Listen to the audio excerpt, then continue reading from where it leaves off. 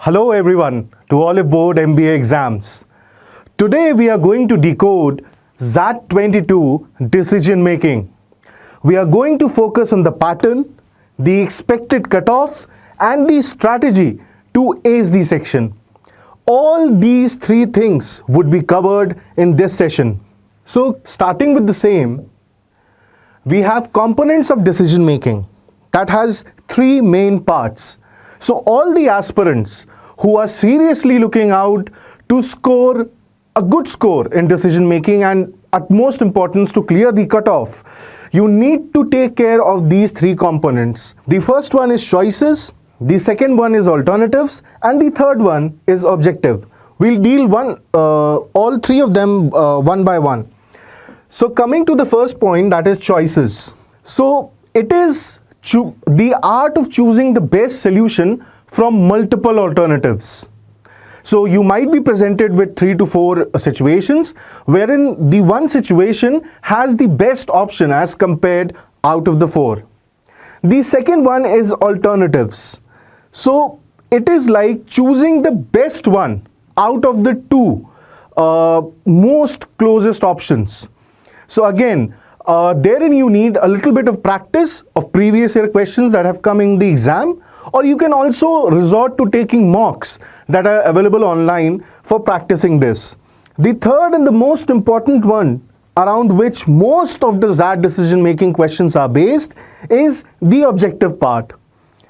The objective part is sort of related to the fact that you have to make a decision to achieve a certain goal or an objective, and that particular goal or objective should be risk-free, point one, and secondly should be appealing to a majority stakeholders. We'll discuss in detail about the same in the latter part of the video.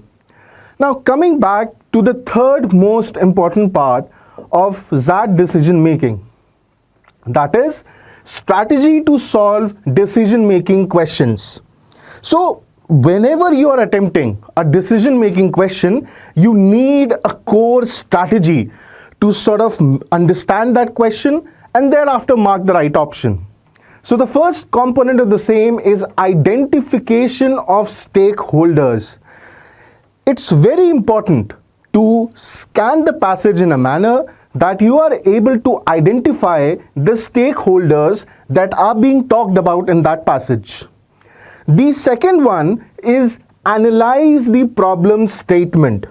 Again, most of the students, and I repeat, most of the aspirants sort of miss out on this part, that they are not able to actually analyze that what actually the problem statement was.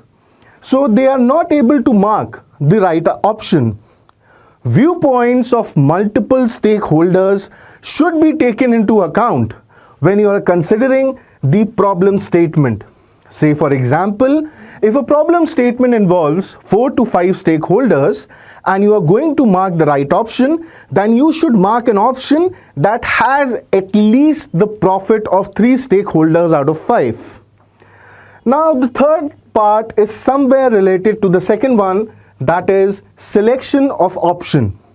Now you should choose an option that benefits the majority of the stakeholders. As I said earlier, that you should choose an option that benefits the majority of the stakeholders, and at the same point of time it should have low risk value. Now what do I mean by a low risk value? That pertaining to the interest of the stakeholders that are there present in the problem statement, you have chosen an option that has a very low risk value. So that option is considered as the most appropriate one. In decision making, you need to remember that you are not choosing the right option, but you are choosing the most appropriate option that is in accordance with the problem statement given. So as a serious aspirant, make sure that you identify the stakeholders. Point 2, you analyze the problem statement, and the most important part, selecting the right option in correspondence to both of them. Now coming to the fourth part and the most interesting one, the type of problems that appear in XAT decision making. So the type of problems pertaining to the trends that are shown in XAT 19, XAT 20, XAT 21, the most of the problems involve ethical dilemma, followed by management and financial related problems. The third aspect is business decisions, and the fourth one, and the sort of most sought after aspect by aspirants, is critical reasoning. To your surprise, I may add that there has been 0 questions since the last 2 years of XAT in critical reasoning.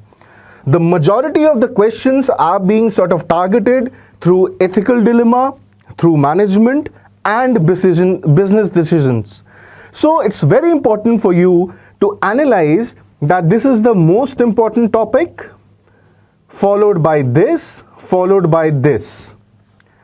So you should make a note of this, that these are the topics, and in the same order as they are mentioned in the video, they are of importance and should be given importance while you are attempting mocks for XAT decision making. So if your mocks do not contain questions that are pertaining to ethical dilemma, or for that matter does not have a combination pertaining to ethical dilemma, or for that matter management and financial or business decisions, then the situation for you in the actual examination is not going to be a good one. Now coming to the most important part, that the XAT trends that we have seen in decision making. Now, as I told in the previous sort of segment of the video, that you should focus on business and ethical dilemma. This is the most important 2 components that you should focus while you are attempting XAT mocks, and at the same point of time attempting sectional mocks for XAT decision making. The second most important aspect is there's no questions from mathematical and critical reasoning have appeared in XAT in the past 2 years. So all the aspirants there preparing for XAT and giving their 100% to decision making, make your preparation a targeted one. Focus on business and ethical dilemma, and I'm sure you're going to clear the cutoff with ease. Now talking about the cutoffs, the XAT pattern that is anticipated, again, it is an expected pattern that we are talking about. So it is in lines with the notification that came out.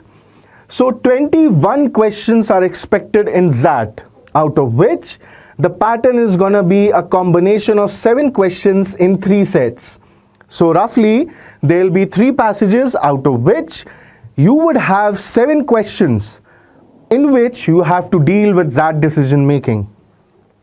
Now, a good attempt in such a paper would be around 14 to 15 questions. This means that roughly 3 to 4 questions per passage would ensure your selection to XLRI.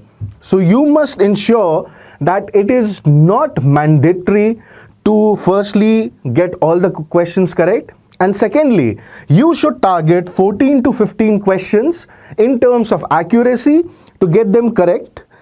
Now the cutoff that is expected or anticipated as per previous year's XAT trends and as per our internal MBA experts is 8.5 marks. So 8.5 roughly means that you need 9 questions out of these 15 attempted, or for that matter 10 questions to be correct out of these 15 attempted. So roughly you need an accuracy percentage of this, which comes to be about 66%.